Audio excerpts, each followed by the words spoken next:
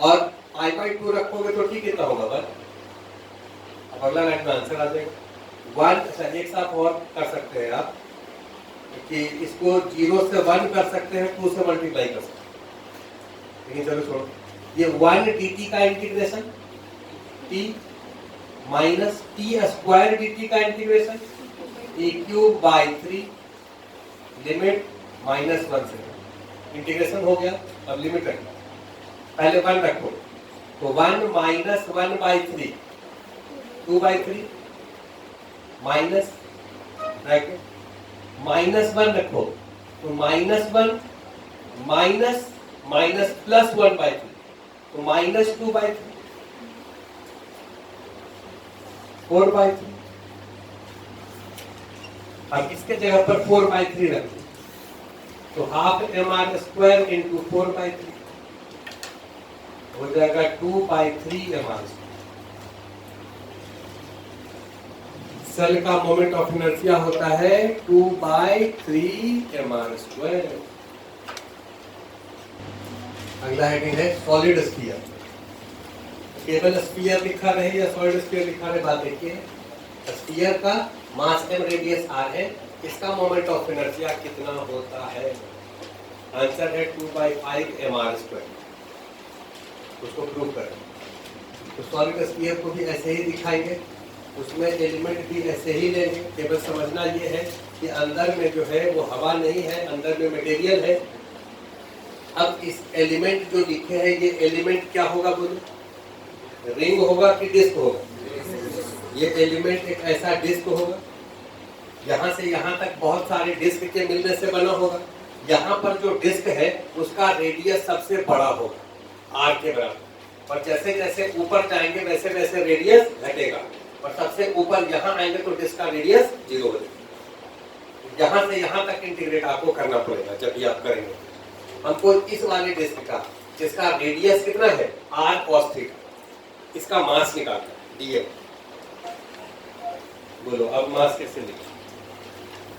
इसको तो मिटा देते हैं, मास अब आपको लिखना है, बस मास लिख दीजिए तो बाकी काम तो आसान हो जाएगा। ये जो डिस्क है इस डिस्क का मास कितना होगा ये लिखना है। तो इस पूरे का मास है m, पूरे का volume 4 by 3 pi r cube into इसका वॉल्यूम। ये जो रिंग डिस्क है ये ऐसे समझो, ये डिस्क है, इसका रेडियस पता है r cos थीटा, और जिसका ये स्लैंट विड्थ है r d theta. Perpendicular width तो ये होगा, ये होगा परपेंडिकुलर विड्थ, और ये होगा स्लैंट विड्थ। ये दोनों सेम नहीं होगा, अलग अलग। तो हम लोग यहाँ पर इस विड्थ से मल्टीप्लाई करें। ये विड्थ अगर dy हम मान लेते हैं सपोज, तो इसका वॉल्यूम होगा ये एरिया मतलब पाई r cos थीटा का square, r square cos square theta into इसका परपेंडिकुलर विड्थ dy। और dy कैलकुलेट करके वहां दिखाए थे, फिर से एक बार दिखाते हैं। dy जो है वो इसमें इंक्रीमेंट, ये y है, इसको अगर हम y मान लें तो इसके इंक्रीमेंट को डिवाइड करें। जिस डायरेक्शन में y लेंगे उसी डायरेक्शन में इंक्रीमेंट आएगा। थीटा लिए हैं तो थीटा में इंक्रीमेंट उसी डायरेक्शन में आएगा, इंक्रीजिंग डायरेक्शन में, जिसको आप d थीटा लिखते हैं। तो ये y कितने के बराबर होगा बोलो? ये r है, ये r cos थीटा है, ये r sin थीटा है, ये r sin थीटा होगा। अगर डिफरेंशिएट करें तो dy कितने के बराबर? r cos theta. ये जो विड्थ है ये dy, ये r cos theta d theta होगा, और तुम्हें से कुछ लोग लिख दिया है r d थीटा। ये बात तो समझाने में कितना टाइम लगाया? r d थीटा से मल्टीप्लाई करेंगे तो गलत हो जाएगा। dm is equal to m by 4 pi r cube pi r square cos square theta into r cos theta d। अब इसको थोड़ा सिंप्लीफाई कर देते हैं। पाई आर स्क्वायर और आर क्यूब हो गया, ये हो गया, तो dm का वैल्यू हो गया 3m/4 cos cube theta D.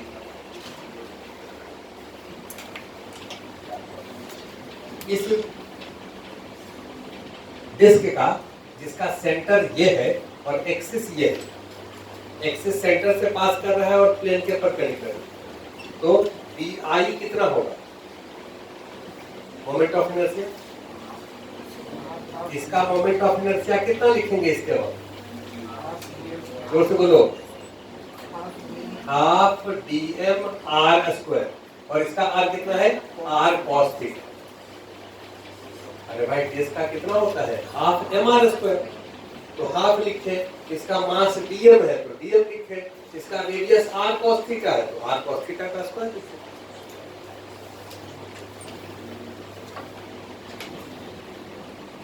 अब इस dm को थीटा के टर्म में यहां से 3m/4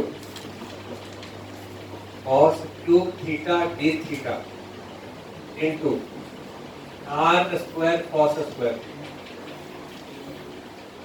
अब इसमें वेरिएबल थीटा हो गया, लिमिट थीटा के लिए रखो, कहां से कहां?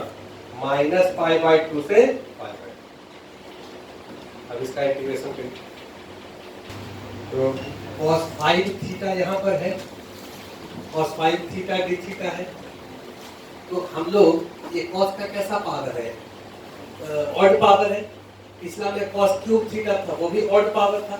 तो जब भी ऑड पावर cos वाले में रहता है तो इसमें हम लोग साइन थीटा को t मानते हैं, और ये यहाँ अगर साइन 5 थीटा डी थीटा रहता तो cos थीटा को t मानते। ऐसा इसलिए क्योंकि साइन थीटा को अगर t मानेंगे तो साइन थीटा का डिफरेंशिएशन कितना होगा? cos थीटा डी थीटा, दोनों तरफ डिफरेंशिएट करेंगे ना, तो साइन थीटा का डिफरेंशिएशन होगा cos थीटा डी थीटा, और t का डिफरेंशिएशन होगा dt। तो यहाँ से एक cos थीटा डी थीटा तो निकल गया इसमें से, तो इसको क्या हम ऐसे लिख सकते हैं? एक cos थीटा डी थीटा की जगह dt कर दिए, और बचा कितना? cos 4 theta. cos 4 theta, cos 4 theta को लिख सकते हैं cos स्क्वायर थीटा का स्क्वायर, बोलो ना। और cos स्क्वायर थीटा कितना होगा? 1 माइनस साइन स्क्वायर थीटा, मतलब 1 माइनस t स्क्वायर का होल स्क्वायर। यहाँ तक समझ आया? ये एक स्टेप में लिखते तो समझ नहीं आ रहा, आ गया समझ? अब इसका इंटीग्रेशन हो गया। अब इसमें लिमिट भी चेंज कर दो, -π/2 रखोगे तो -1 से 1। यहां तक बहुत सारा लो लीजिए। अब इसके बाद थोड़ा सा कंफ्यूजन होने लगा, ये देखो ना, a माइनस b का होल स्क्वायर, तो उसको स्क्वायर कर दो सीधा सीधा। 1 माइनस t स्क्वायर का होल स्क्वायर कैसे ब्रेक करेंगे? 1 plus t4 minus 2t square, a square plus b square minus 2a into dt, -1 से 1। अब इसका तीनों का अलग अलग इंटीग्रेशन हो जाएगा। 1 dt का इंटीग्रेशन t4 dt का इंटीग्रेशन t5/5 माइनस 2 बाहर, t स्क्वायर dt का इंटीग्रेशन t3/3। लिमिट रख दीजिए -1 से 1। पहले अपर लिमिट रख दो, 1 प्लस 1/5 माइनस 2/3। अपर लिमिट रख दिए ना जी, 1 रख दिए, 1/5 रख दिए, -2/3 रख दिए। लोअर लिमिट रख दो, लोअर लिमिट -1 -1/5 प्लस 2/3।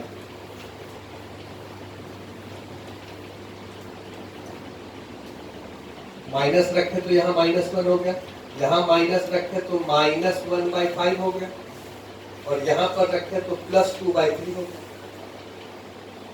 हो गया कि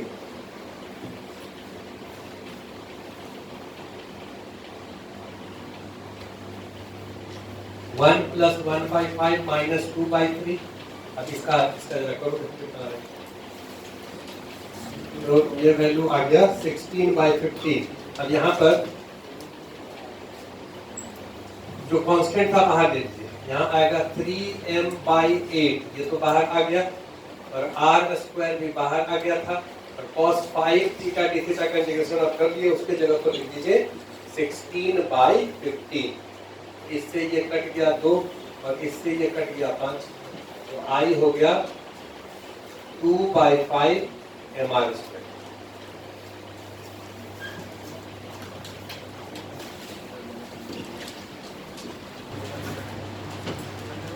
तो ये एक सॉलिड स्फीयर है, और हम क्या करते हैं कि x रेडियस का और dx विड्थ का एक सेल कंसीडर करते हैं। ये रिंग नहीं है, ये सेल है, ऐसे समझो। और ये पूरा क्या है, सॉलिड स्फीयर। इसका रेडियस कितना है, x, और ये विड्थ कितना है, dx। x में इंक्रीमेंट को dx ही कहें। ये जो एलिमेंट आप लिए हैं, ये एलिमेंट होगा एक सेल। ये एक सेल होगा। कैसा सेल होगा भाई, ये देखो ऐसा सेल, ऐसा सेल। ये जो सेल है, इस सेल का रेडियस कितना है, x है, और इसका थिकनेस dx है। इसका थिकनेस कितना है, dx। अब इसका मास तुमको चाहिए, dm। कैसे निकालेंगे, और टोटल मास इस पूरे का m है, टोटल वॉल्यूम इस पूरे का 4/3 पाई r³ है। अरे भाई इसका रेडियस r था ना, मास पर वॉल्यूम हो गया। अब इसका वॉल्यूम से मल्टीप्लाई कर दें। इसका वॉल्यूम क्या लिखेंगे, ये जो सेल है, ये वाला, जोर से बोलो, 4π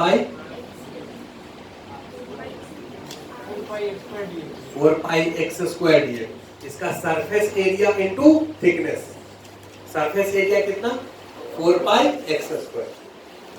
4π x² इनटू ds। 4π से 4π को उड़ा देते हैं, dm हो जाएगा 3m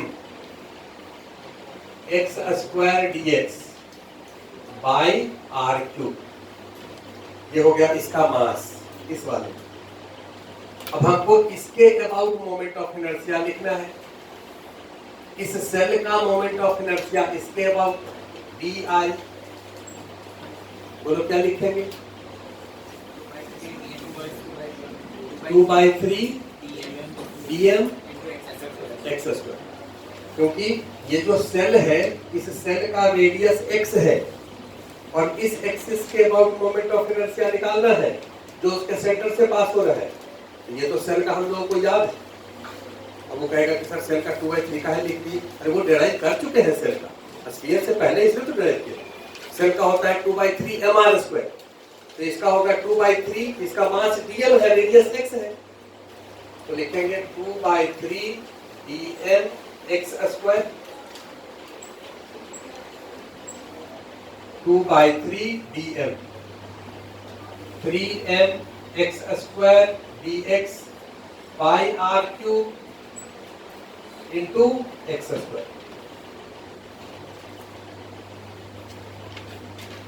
to m r³ x4 dx।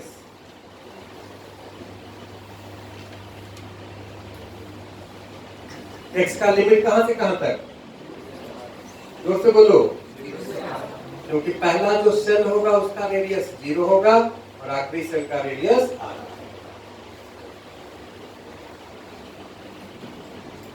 तो di का हो गया I 2m/r³ x4 dx का x5/5 लिमिट रखेंगे तो r5/5, ये हो जाएगा 2/5 mr²। 2/5 mr²।